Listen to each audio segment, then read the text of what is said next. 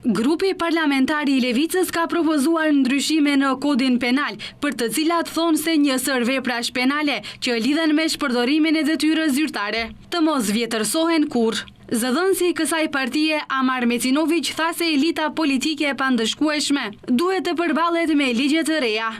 Rrethi vicioz I pandëshkueshmërisë dhe korrupsionit për elitën politike dhe të biznesit duhet të përballet me ndryshime drastike. Këtë po e bëjmë si korrigjim të asaj që ishte një nga ditët më të turpshme për pushtetin ligjvënës në Republikën e Maqedonisë në mandatin e kaluar. Atëherë qeveria e kaluar, LSDM-BDI, me shumicën e siguruar nga VMRO-DPUN, e zvogloi në mënyrë drastike politikën penale dhe periudhën e vjetërsimit të veprave penale për të përmbushur interesat e pandëshkueshmërisë së elitës politike dhe biznesore në Maqedoni. Ulja drastike e dënimeve dhe periudha e vjetërsimit sipas Levicës ndikon edhe në hetimin e ngjarjes fatkeqe në Koçan, ku më së paku do të përfshihen ata që duhet të përfshihen dhe nuk do të shqiptohen dënimet në mënyrën e duhur. Ulja e dënimeve, thon ata, është legalizimi më I vrashdi pandëshkueshmërisë, një amnisti për elitën politike dhe të biznesit dhe një derë hapur që korrupsioni të vazhdojë të lulëzojë. Në ndryshimet në kodin penal,